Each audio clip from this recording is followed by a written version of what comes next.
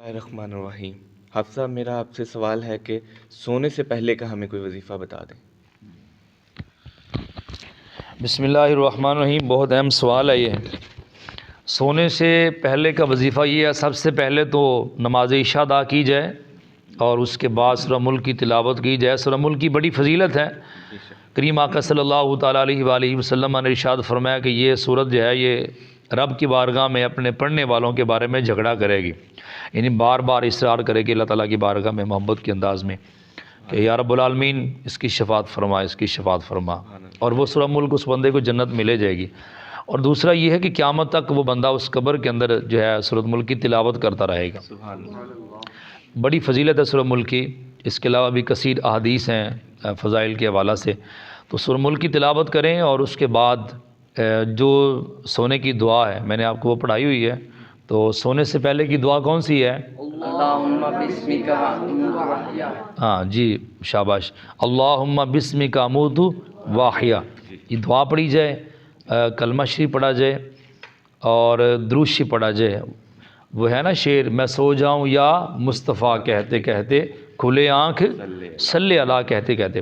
اچھا، ایک بہت پیاری حدیث مبارکہ ہے، میری اور آپ کی اماں جان سیدہ طیبہ حضرت عائشہ صدیقہ رضی اللہ تعالیٰ عنہ فرماتی ہیں کہ آقا دو عالم صلی اللہ تعالیٰ علیہ وآلہ وسلم نے مجھے فرمایا کہ عائشہ سونے سے پہلے 4 کام کر لیا کرو۔ کتنے؟ 4۔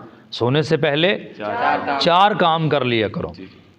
پہلا کام حضور نے فرمایا قرآن پاک ختم کر کے سویا کرو، سبحان اللہ۔ دوسرا فرمایا کہ مجھے اور سارے نبیوں کو اپنا شفیع بنا کے سویا کرو۔ تیسرا حضور نے فرمایا کہ سارے مسلمانوں کو مومنوں کو راضی کر کے سویا کرو۔ چوتھا سرکار نے فرمایا ایک حج اور ایک عمرہ کر کے سویا کرو۔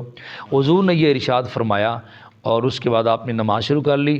اماں جی عائشہ صدیقہ رضی اللہ تعالیٰ عنہ فرماتی ہیں اب میں نے یہ کام کرنا بھی ہے لیکن یہ وقت بڑا تھوڑا ہے، قرآن پاک بھی ختم کرنا ہے اور سارے نبیوں کو شفیع کیسے بنانا ہے، سارے مسلمانوں کو راضی کیسے کرنا ہے، حج اور عمرہ کیسے کرنا ہے۔ تو جب سرکار نے سلام پھیرا تو اماں جی فرماتی ہیں کہ میں نے سرکار کی بارگاہ میں عرض کی فدا کا بھی وومی یا رسول اللہ صلی اللہ تعالی وسلم، میرے ماں باپ آپ پہ قربان ہو جائیں، لا اقدر هذه الساعة، یہ تھوڑے سے وقت کے اندر میں اتنا کچھ نہیں کر سکتی، تو اس کی تو ذرا وضاحت فرما دیں۔ تو فتبسم رسول اللہ، حضور مسکرائے، سبحان اللہ، سرکار مسکرائے۔ سرکار نے فرمایا کہ عائشہ سونے سے پہلے 3 بار سورہ اخلاص، سورہ اخلاص کسے کہتے ہیں؟ قل واللہ، 3 بار سورہ اخلاص پڑھ لیا کرو، اللہ تعالیٰ ایک ختم قرآن پاک کا ثواب عطا فرمائے۔ اور دوسرا فرمایا کہ سارے نبیوں پر درود پڑھ کے سویا کرو، تو سارے نبی جو ہیں قیامت والے دن رب کی بارگاہ میں تمہاری شفاعت فرمائیں گے۔ مطلب سارے نبی کہیں گے یا اللہ اسے معاف فرما دے، یا اللہ اسے معاف فرما دے، سبحان اللہ۔ وہ بندہ کتنا خوش نصیب ہے کہ جس کے بارے میں سارے نبی جو ہیں وہ شفاعت کر رہے ہوں گے۔ اور اس کا پڑھنے کا طریقہ کار یہ ہے کہ اللہم صلی علی محمد وعلی جمیع الانبیاء والمرسلین وعلی الملائکۃ المقربین وعلی آلہ وصحبہ اجمعین۔